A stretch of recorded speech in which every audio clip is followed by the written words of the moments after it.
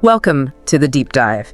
Today we are taking, well, a necessary and inevitably difficult look at Adolf Hitler, a figure whose name is just synonymous with the start of World War II, a war that shattered Europe and resulted in the deaths of over 50 million people. Our mission here in this Deep Dive is really to analyze the sources. We're not aiming to sensationalize, but to try and understand the context, the precise mechanisms, both the personal psychological shifts and the, frankly, ruthless political strategy that allowed a failed artist to climb from total obscurity to become the undisputed Führer. We're digging into the how and the why of his rise. And understanding the sheer gravity of his reign is crucial, as the sources really show. I mean, the world we inhabit today is still marked by the shadow of his terror. Even things like the designs for advanced weapons, the conceptualization of the atom bomb, that was happening under the pressure of his looming power. But to start our analysis, we actually need to look at something else first. A moment where history could have gone a completely different way. Okay, right. Let's unpack this. It's a pretty surprising incident. We're talking September 1918 near Marcoing in France. World War I is grinding towards its end. And there's this young German courier, a soldier, he's injured, unarmed, and he comes face to face with a British soldier, Private Henry Tandy, who has him squarely in his sights. Yes, and Tandy lowered his rifle. He spared the German soldier, who was obviously wounded, unable to fight. He just waved him on. It was an act of battlefield mercy, you could say. But Tandy couldn't possibly have known the implications. The unarmed German he let walk away, that was Adolf Hitler. Wow. And apparently Hitler himself recounted this later. Years later, he supposedly saw Tandy's picture in a newspaper, recognized him as the man who had the chance to prevent everything that followed. That single moment is just staggering to think about. But let's broaden out to his wider experience in the First World War. He served as a courier, didn't he, on the Belgian and French fronts? He did. And it was during this time, interestingly, that he got that very distinct look. It was actually born out of necessity. Mm-hmm. You mean the mustache? Exactly. It's a strange detail, but memorable. Mm-hmm. When the German army started using poison gas, everyone needed gas masks. His original mustache, apparently quite large, it prevented a proper seal. The research suggests he trimmed it down severely, right down to that toothbrush style, just so the mask would fit properly. So a practical measure for survival ended up creating the visual identity of, well, the century's most destructive figure. And the war did more than just change how he looked. He was temporarily blinded, wasn't he, in a gas attack? That's right. And when his sight returned, the sources tell us his whole perspective, his inner vision, you could say, had fundamentally shifted. Well, while his physical sight came back, his worldview became consumed by this burning fire for revenge against Germany's enemies, those who had defeated them. And even though he was born and raised in Austria-Hungary, the defeat turned him into this incredibly fervent German nationalist. He completely abandoned his earlier dream of being an artist.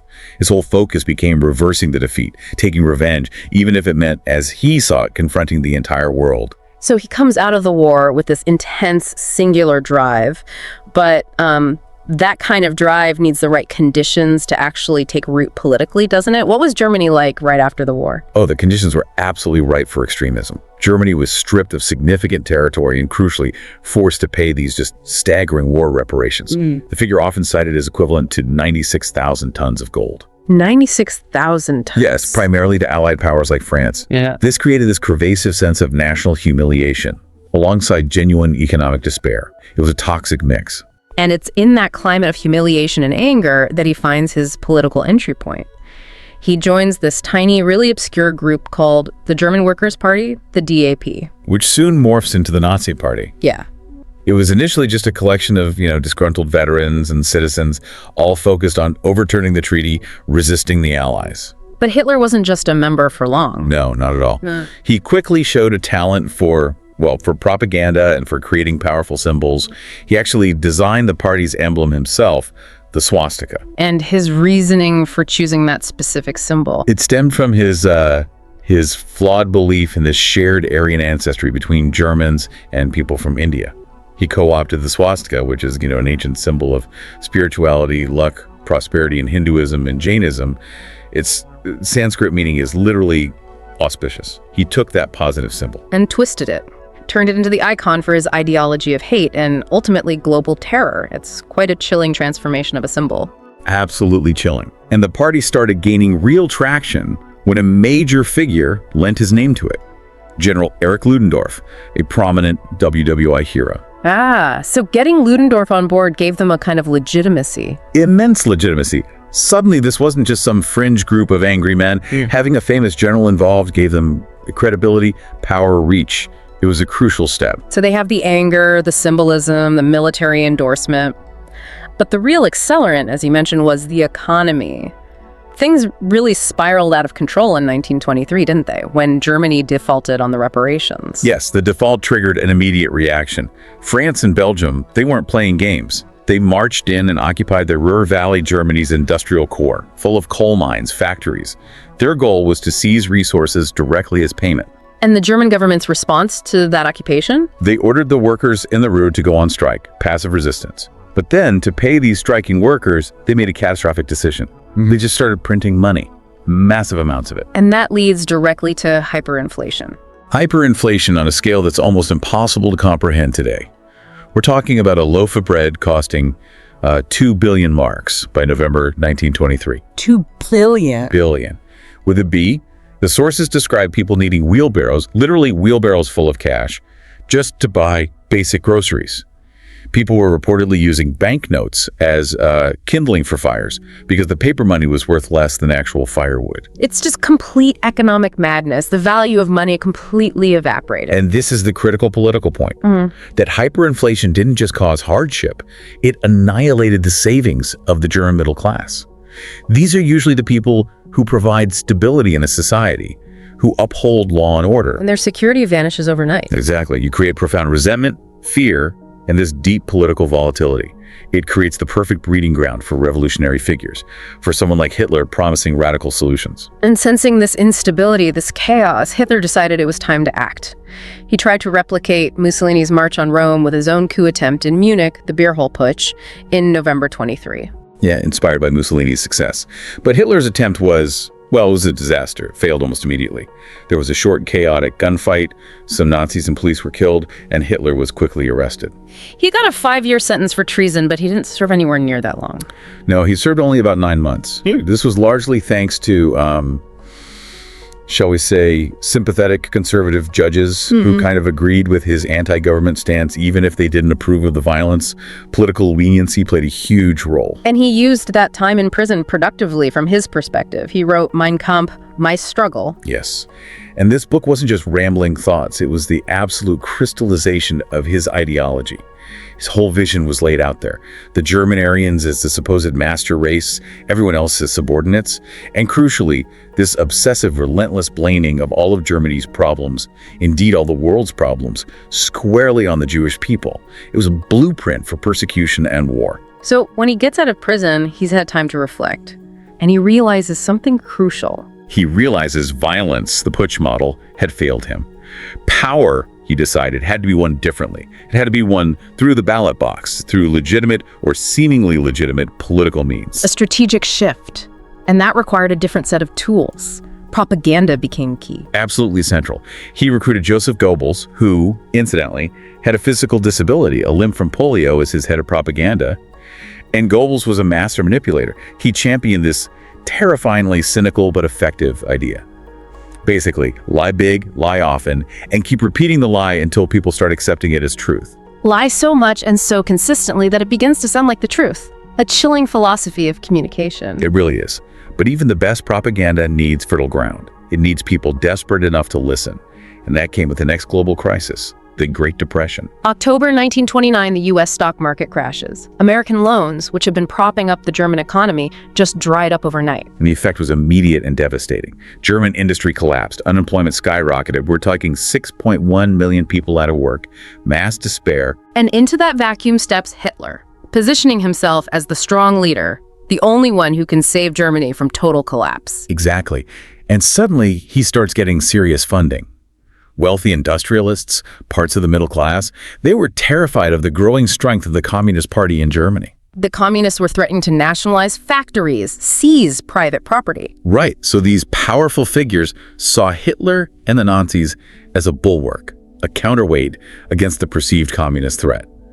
They started pouring money into the Nazi Party. And the sources even mention some surprising international backers, like the American car magnate Henry Ford contributing. Yes, Ford's anti-Semitism likely played a role there too. But this influx of cash allowed Hitler to really ramp up his campaign and, crucially, to craft his public image very carefully. He presented himself as this very simple, almost ascetic figure, didn't he? A man who didn't drink, didn't smoke, a vegetarian. Dedicated entirely to Germany. His only love, he claimed, was the nation. But that was largely a facade. Completely. It was essential for hiding his real private life. He had a long-term relationship with Eva Braun, a much younger woman who by all accounts had absolutely no interest in politics. She loved parties, fashion, gymnastics. And he kept her almost entirely hidden from the public. For years. He needed the German people, especially women voters, to believe he was solely devoted to the nation's cause, almost like a secular monk married to Germany. So his popularity is surging, fueled by economic despair and propaganda. But the established political powers, they were still wary, weren't they? Deeply suspicious. Even after the Nazis became the largest party in the Reichstag, winning 230 seats in the 1932 election, President Paul von Hindenburg, the old war hero, deeply respected, he refused to appoint Hitler as chancellor. Why? He feared he'd become a dictator. Precisely. Hindenburg saw the danger. But the political situation in Germany was becoming completely unmanageable. Coalition governments were forming and collapsing constantly. Chaos reigned. So the establishment felt they had no choice. They were eventually persuaded, against Hindenburg's better judgment, that they could control Hitler. They thought they could use his popular support but keep him contained. So a compromise was reached. On January 30th, 1933, Hindenburg reluctantly appointed Hitler as chancellor. But they put Franz von Papen in as vice-chancellor, specifically thinking Papen could box Hitler in, manage him. A fatal miscalculation. How long did that containment actually last? About 4 weeks. Just 4 weeks later, a pivotal event occurred. The Reichstag building, the German parliament, was set on fire. And a Dutch communist was arrested at the scene. Yes. Hitler seized on this instantly. He declared it a communist plot, the start of a revolution. He used the fire and the fear generated to stampede moderate politicians and the public into supporting emergency measures. He basically used the fire as the perfect pretext to consolidate power. Absolutely. It gave him the political cover he needed for the final steps towards dictatorship. On March 23, 1933, he pushed the Enabling Act through the Reichstag. The Enabling Act, what exactly did that law do? It was the legal nail in the coffin for German democracy. Essentially, it granted Hitler's cabinet the power to make laws without parliamentary approval for 4 years. The Reichstag effectively voted itself out of existence. So Parliament just handed him dictatorial powers. Pretty much.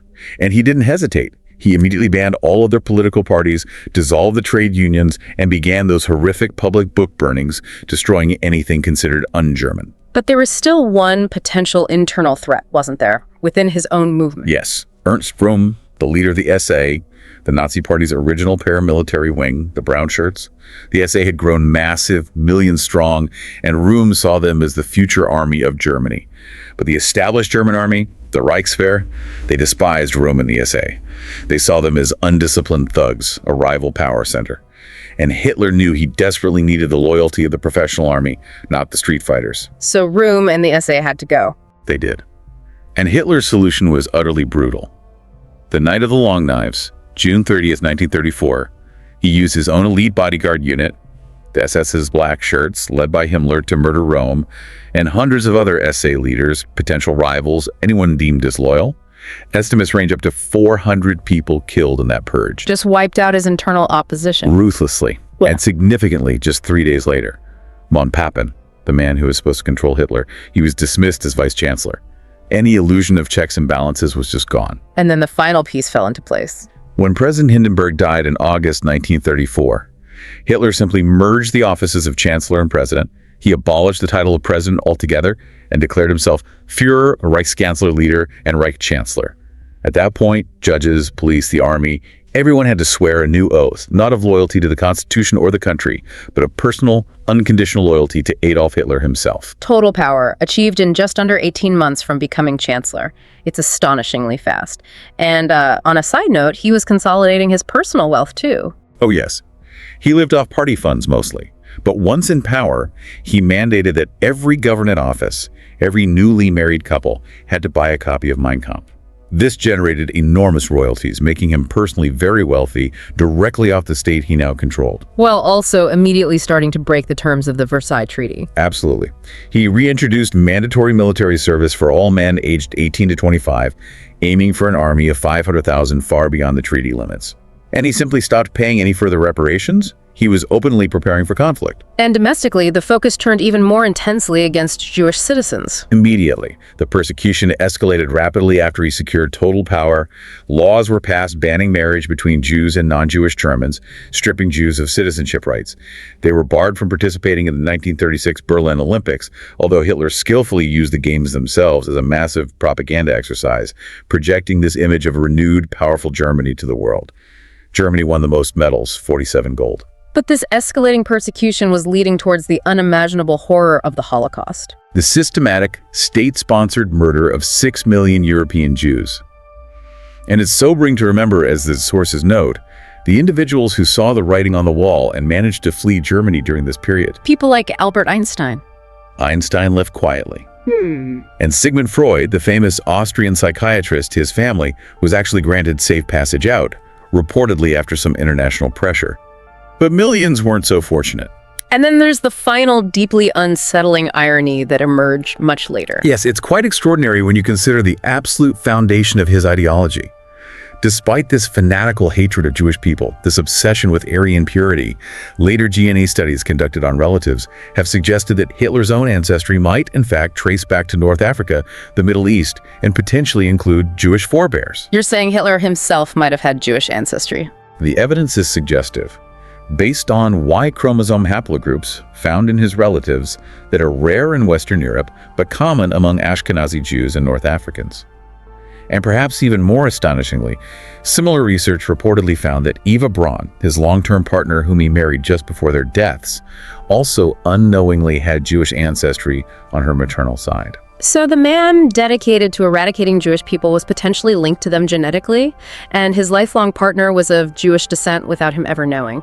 The ultimate dark irony, hidden beneath the surface of his entire regime. It's almost unbelievable. So, stepping back, if we were to summarize the key takeaways from this deep dive, how did this happen? It seems like a perfect storm. It really was. You had the potent legacy of WWI revenge culture, this deep sense of national humiliation. Then came catastrophic economic collapse, hyperinflation, the Depression, which absolutely hollowed out the stable middle class. Add to that the fear of communism among the elites and industrialists, leading them to fund Hitler as a countermeasure. Exactly. And then Hitler's own ruthless political calculation, coupled with Goebbels' masterful, cynical propaganda machine, exploiting every fear and resentment. It was a toxic, interlocking process. Enabled, crucially, by the failures and miscalculations of the existing political system that thought it could control him. Precisely. We've discussed this chaotic environment that Hitler didn't just navigate, but actively exploited to seize total power, using both legal loopholes and psychological manipulation. And that really brings us to a final thought, something for you, the listener, to mull over. We often focus intensely on the personality of a dictator like Hitler. But what does his rise tell us about how dependent radical leadership truly is on widespread economic desperation and social breakdown? How fragile can democracy become when people feel they have nothing left to lose?